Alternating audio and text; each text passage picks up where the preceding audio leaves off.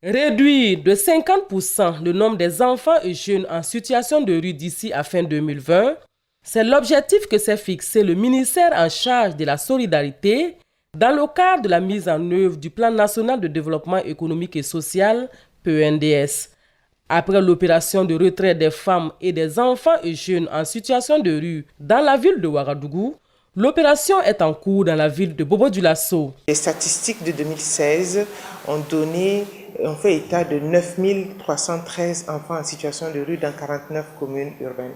Et sur ces 49 communes, Ouagadougou et Bobo représentent à elles seules 40% de ces enfants en situation de rue. L'État de Ouagadougou, nous sommes à plus d'une année de mise en œuvre. Depuis 2018, nous avons commencé cette mise en œuvre et aujourd'hui, nous avons vu des très bons résultats. Il était bon pour nous de démarrer Bobo parce que la particularité de Bobo, c'est que nous avons moins d'enfants en situation de rue. Et avec l'expérience de Ouagadougou, nous pensons que l'opération de Bobo que nous avons démarrée va aller un peu plus vite et plus réussie parce que nous avons demandé à l'équipe de Ouagadougou de venir renforcer l'équipe de Bobo-Dioulasso et nous pensons déjà que comme il sera guéri, ça sera un peu plus simple. L'objectif qui m'est assigné et l'engagement de son Excellence le Président du Faso, c'est de retirer 50% des enfants, mais nous allons aller au-delà des 50% parce que pour nous, un enfant, sa place, c'est pas dans la rue. Le phénomène des enfants en situation de rue s'explique par plusieurs facteurs,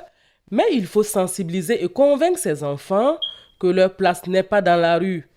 Et c'est une équipe pluridisciplinaire qui est en charge de cette opération en vue d'offrir à ces enfants un cadre de vie propice à leur épanouissement. On a mis en place des équipes, notamment 3 équipes.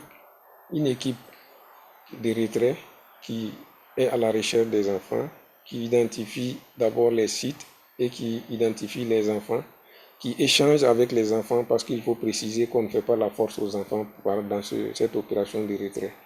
C'est un échange avec l'enfant pour lui montrer les opportunités dont il peut bénéficier dans le cadre de cette opération pour un peu sortir non seulement de la rue, mais avoir une meilleure réinsertion au niveau de la société.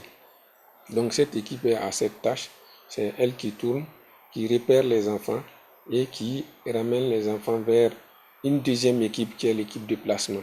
Et l'équipe de placement récupère les enfants pour les amener dans les sites d'accueil. Les enfants sont confiés à une équipe au niveau des sites d'accueil où nous avons des psychologues, nous avons des travailleurs sociaux les psychologues s'occupent un peu de la prise en charge psychologique.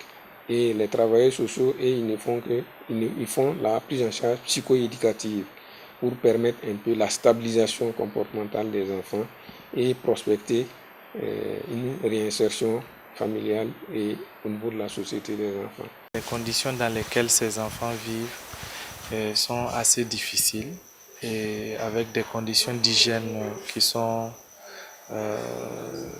très précaires.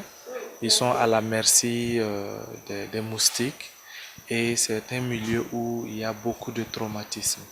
Donc du coup, le rôle du corps médical, c'est d'aider à la prise en charge des maladies de ces enfants, mais aussi à organiser des activités de prévention de certaines maladies chez ces enfants. Aruna et Romaric ne dormiront pas dans la rue cette nuit du 15 août 2020. Grâce à cette opération, ils viennent de quitter la rue pour le centre d'accueil Djiguiya de Bobo-Dioulasso en vue de leur réinsertion sociale et économique. Je dormais à l'abattoir, à une mosquée, je dormais là-bas. Je n'avais pas la nourriture à manger. Mon pied aussi me faisait mal. Aujourd'hui, je suis content parce qu'on m'a soigné. On m'a donné à manger, on m'a donné des habits à porter. Moi, je dormais aussi derrière parce que je n'ai pas un coin pour dormir. Je dormais en bas des magasins là, quoi. Ceux qui vendent, s'ils sont partis des soirs, c'est là-bas où on s'en va dormir. Aujourd'hui, je suis contente parce que j'ai trouvé une maison pour dormir. Je dis merci à Madame la ministre. Pour la réussite de cette opération, le ministère en charge de la solidarité a signé des conventions avec les maîtres coraniques de la ville de Sia pour un meilleur encadrement des enfants talibés. Un soutien en vivres de 70 tonnes, composé de 24 tonnes de riz et 46 tonnes de maïs ont été apportés aux maîtres coraniques. Les maîtres coraniques qui ont reçu des sacs de riz et le maïs ça peut les aider pour garder les enfants à la maison.